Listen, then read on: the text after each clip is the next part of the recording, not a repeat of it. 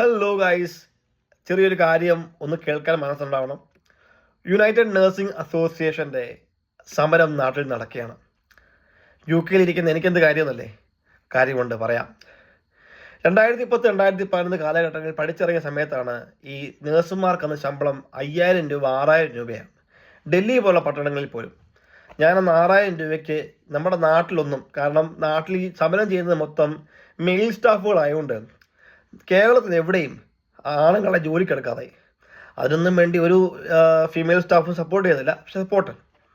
പക്ഷെ അങ്ങനെ നാട്ടിലൊന്നും ജോലി കിട്ടാതെ നേരെ വണ്ടിയും പിടിച്ച് വെള്ളവും പിടിച്ച് ഡൽഹിയിലെത്തിയപ്പോൾ അവിടെ വെറും 6000 രൂപ ശമ്പളത്തിൽ ജോലി തുടങ്ങി. 3 മാസം കഴിഞ്ഞപ്പോൾ 9000 രൂപ ശമ്പളമാക്കി തന്നു. അപ്പം അന്ന് ഈ സമരം ചെയ്ത് അവിടെ വലിയ വിഷയങ്ങളൊക്കെ ഉണ്ടായി. ഞങ്ങൾ കുറേ പേര് ഹോസ്പിറ്റലിന് വെളിയിലൊക്കെ കുത്തിയിരിപ്പ് സമരമൊക്കെ നടത്തി.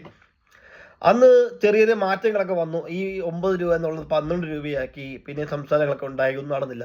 അപ്പോൾ ആ ഒരു കാലഘട്ടങ്ങളിലാണ് ഈ യുണൈറ്റഡ് നഴ്സിംഗ് അസോസിയേഷൻ ഏറ്റവും കൂടുതൽ ബലപ്പെട്ടത്. ഒരു കാര്യം മനസ്സിലാക്കണം, ഈ ഒരു രാജ്യത്ത് ഇപ്പം UK പോലെ കേരളമാകണമെന്നും പറയുന്നില്ല, പക്ഷേ നഴ്സുമാർ എന്ന് പറയുന്ന പ്രൊഫഷനെ ശരിക്കും ബഹുമാനിക്കുകയും മാനിക്കുകയും ചെയ്യുന്ന ഒരു സമൂഹത്തിലാണ് ഞാനിപ്പോൾ ജീവിക്കുന്നത്.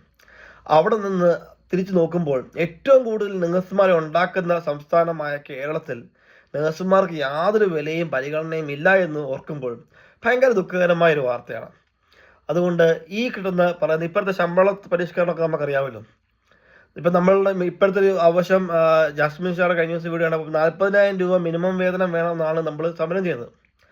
അത് ശരിക്കും പറഞ്ഞാൽ ന്യായമായ ഒരു തുകയാണ്. ഇന്നത്തെ ഈ ഇൻഫ്ലേഷൻ്റെ കാര്യങ്ങളും ഒരു കുടുംബം ഓടിക്കാൻ ഒരു മിനിമം അതെങ്കിലും ആവശ്യമാണ്. അപ്പോൾ ഇത് നമ്മുടെ വലിയ ഒരുപാടൊന്നും പൈസ ഉണ്ടാക്കാൻ വേണ്ടിയുള്ള സമരമല്ല നാട്ടിൽ നടക്കുന്നത്, മറിച്ച് നിലനിൽപ്പിൻ്റെ സമരമാണ്. അപ്പോൾ അത് ഇവിടെ ഇരുന്നുകൊണ്ട് സപ്പോർട്ട് ചെയ്യാനാണ് ഇപ്പോൾ എനിക്ക് തോന്നുന്നത്. കാരണം നമ്മൾ നാട്ടിൽ യോജിച്ച് നിന്ന് കഴിഞ്ഞാൽ എന്ത് നടക്കും. അപ്പം യോജിച്ച് നിൽക്കുക എന്നുള്ളതാണ് ഈ സമയത്ത് നിങ്ങൾ ഏറ്റവും പ്രധാനമായിട്ട് ചെയ്യേണ്ടത്. തളർത്തുവാൻ പലതും നോക്കും, തളർന്നു പോകരുത്. ഇപ്പോൾ ഇറങ്ങുന്ന പിള്ളേർക്കൊന്നും, അല്ലെങ്കിൽ ഇപ്പോഴത്തെ പുതിയ നഴ്സുമാർക്കൊന്നും ഇപ്പം നിങ്ങൾക്ക് നല്ലൊരു ശമ്പളം കയ്യിലോട്ട് കിട്ടുന്നുണ്ടല്ലോ. ആ ശമ്പളം അങ്ങനെ കയ്യിലോട്ട് കിട്ടുന്നതിൻ്റെ കാര്യം അന്നത്തെ കാലത്ത്, അല്ലെങ്കിൽ 2010 ആ കാലഘട്ടങ്ങളിൽ ഇങ്ങനൊരു സംഘടന വരികയും അല്ലെങ്കിൽ ഇതുപോലുള്ള സംഘടനകൾ വരികയും അവർ നിങ്ങളുടെ ഈ അവകാശങ്ങൾക്ക് വേണ്ടി അവർ ഒച്ച വെച്ചതാണ് നിങ്ങൾക്ക് ഇന്ന് ഈ ശമ്പളം കിട്ടുന്നത്. ഇനി നിങ്ങൾ ഒച്ച വെച്ചില്ലെങ്കിൽ നാളെ വരുന്ന സമൂഹത്തിന് യാതൊരു നേട്ടം ഉണ്ടാകത്തില്ല. ആൾക്കാർ ഈ പ്രൊഫഷൻ വിട്ടുപോയിക്കൊണ്ടിരിക്കും.